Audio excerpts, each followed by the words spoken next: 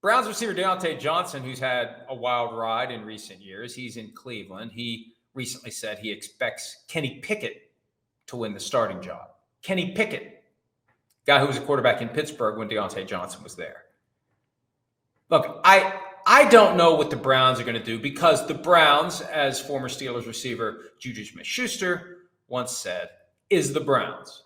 And it's impossible for the rational mind, and I like to think I have a somewhat rational mind, to predict the behavior of the irrational. The Browns have done plenty of irrational things in recent years. They traded for Kenny Pickett as the placeholder. They swapped Dorian Thompson-Robinson. They gave a low-round pick to the Eagles. They got Kenny Pickett. He was the guy that was holding the spot while they otherwise unleashed their strategy for filling out the quarterback position for 2025.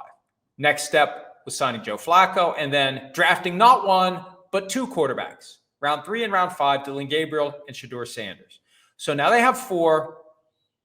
And I keep coming back to a very simple analysis of the quarterback position and what it takes to win games and also to see what you have in these young guys. Between Flacco and Pickett, one of them's got to go.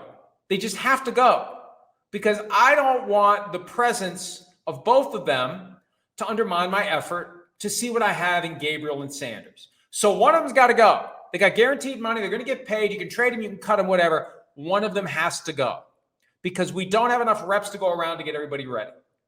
So Pickett goes. Pickett and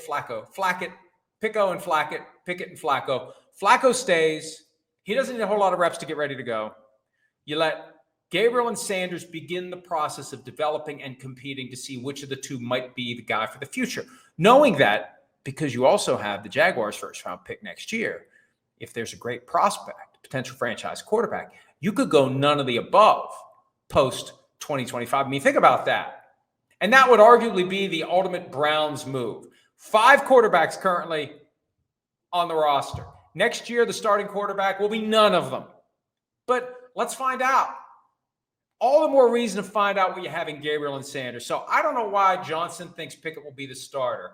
But for me, the light went off when Mary Kay Cabot of Cleveland.com pushed the idea that, obviously, as fed to her by the Browns, the team she covers, that the Browns may carry 4 quarterbacks, not just through training camp, but onto the 53-man roster, through the trade deadline, through the end of the year if necessary.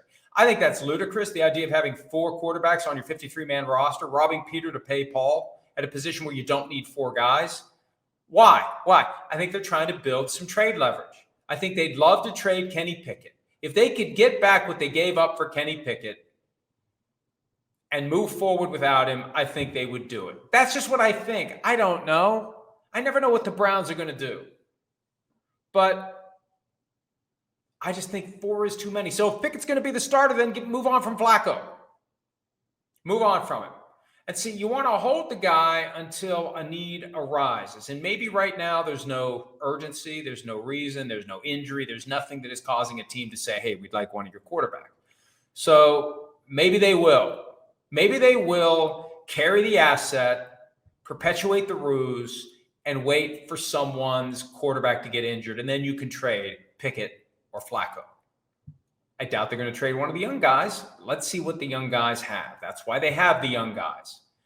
But I was on 92.9 in Cleveland earlier today, and we kind of argued about it. Not knockdown, drag out, not animosity, but when you put winning behind other concerns, like if we play this the right way, we can convert Kenny Pickett into a better asset, or we can convert Joe Flacco into a better asset.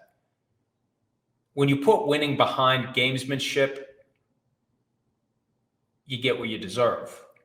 And I think back to the program that the Browns had 2016, 2017. It sparked a grievance that was filed by former coach Hugh Jackson because he was the scapegoat for the deliberate plan to reward key employees for carrying over cap space and stockpiling draft picks. It was a blueprint for tanking, but they didn't call it tanking. They prioritized having more picks in the future and more cap space in the future over winning games now. And this is the Sean Payton position on tanking. When you allow your culture to be about anything other than winning, you have already lost. And in Cleveland, and maybe this all flows to the guy who rarely gets mentioned and never gets blamed for anything that goes wrong. We just assume Jimmy Haslam is the typhoid Mary of all the problems with the Browns, and maybe he is. But Chief Strategy Officer Paul DePodesta, is he the guy cooking up these schemes? Is he the guy that is putting winning behind maximizing our assets, leverage? Oh, the board says Shedeur Sanders is the best player. Never mind the fact that we don't need a quarterback right now, right? Whose bright idea was it to give Deshaun Watson a 5-year fully guaranteed contract? Was it DePodesta? That guy never takes any flack. And to the extent that the team has a chief strategy officer, I'm sorry. And Browns fans, you can agree with me on this. Whatever strategies they're cooking up suck. The proof is in the nonstop dysfunction in Cleveland. And even when it felt like they were moving in the right direction, 2023, it all fell apart. Put winning first. That's the key. It's simple. Football is simple. Put winning first. Forget about all the other stuff. Put winning first. Okay. Hi, it's Mike Florio. Thanks for watching PFT on YouTube. Hit subscribe for the latest news and analysis from Pro Football Talk.